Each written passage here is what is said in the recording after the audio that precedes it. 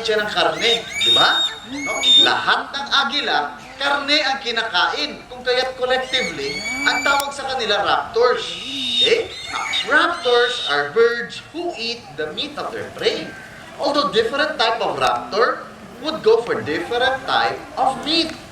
And this is how we would like to introduce the birds to you. Okay? Ano ba ang kinakain nila? Because that way, you will understand them more. Right? So, let's go for a little question and answer. And I'd like to know if you are with me today. So, matanong ko kayo. Earlier, there was this big bird who flew from one area, from this section of the bleacher to the other. What do you call that big bird? And what does that bird eat? Anybody? Huh? Anybody care to notice? Anong tawag sa ibon na yon? Well, that big bird is what you call a sea eagle. Right? A sea eagle. Now, because it comes from the sea, what does it feed on? Fish, obviously. Well, that's good because the next eagle that I'd like to introduce to you, this time does not feed on fish, but instead it feeds on the meat of snakes. No? So, our serpent eagle. Alright, so here he comes now, flying in. Whoa! Very good! Very good! Wow!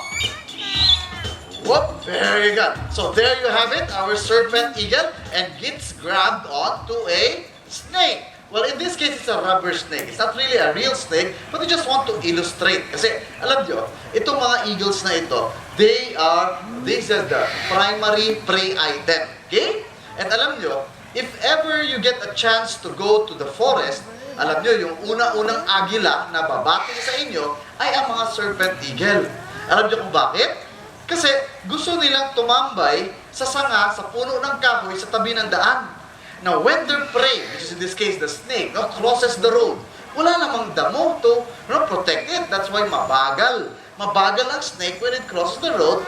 Now is the perfect opportunity for the serpent eagle, therefore, to catch its prey.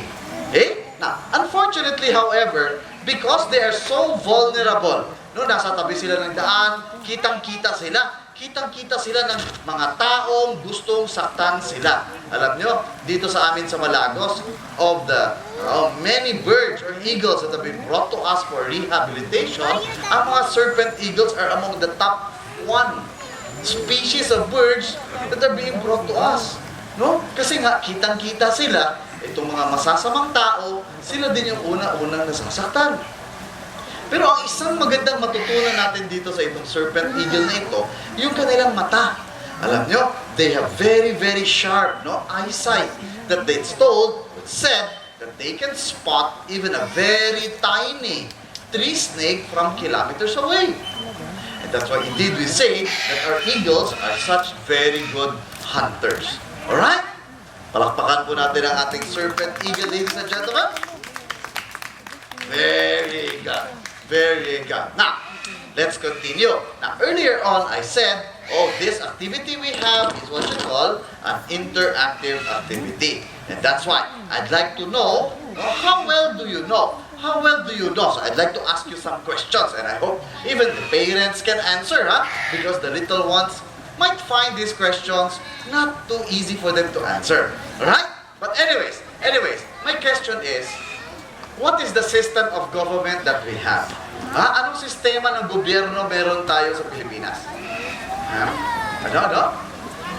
Democratic. What is a democratic? Very good. Well, indeed, we live in what we call a democracy. And di ba, tayong mga Pilipino, we are so proud that because of this democracy, we enjoy a lot of freedom. Very good, kalayaan. No, di ba? Pero sana, maintindihan nating lahat na yung kalayaan na na-enjoy natin, dapat may mga boundary yan. No, may mga boundary na sa ganon, tayong lahat, matutong mamuhay ng mapayapa in what we call a civilized society. Okay? So, anong ginagawa natin para pwede tayong mamuhay in a civilized society?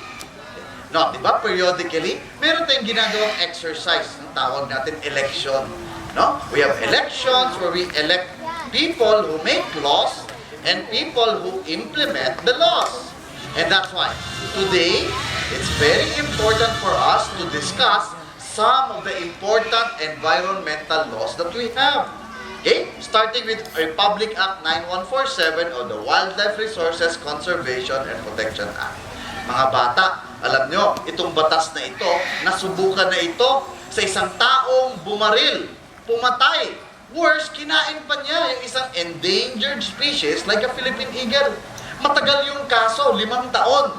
Pero finally, nadesisyonan yung kaso at yung tao nakilala, nakita at alam na guilty. No? So pinagbabayad siya ngayon ng multa. 100,000 pesos for doing that. Okay? So sana yung gusto diyang mag-isip-isip na yung mga taga-pamintik, taga-pamusil, o ang kanang mga taga-negosyo o illegal. O, pantay mo, kay nanatay balaod, no, nga taga-protekta sa kaning atuang mga endangered species. Okay? Now, later on, we will be talking about climate change. And I know that these are big words, no? Big words to our children. So I hope the parents and the teachers will be able to reinforce what we will be talking about today. Okay? Alright, so let's continue. Now, for the group who just came in, okay, I'd like you to please come down a little bit lower and nobody should be standing at the back. Okay, come down, take refuge from the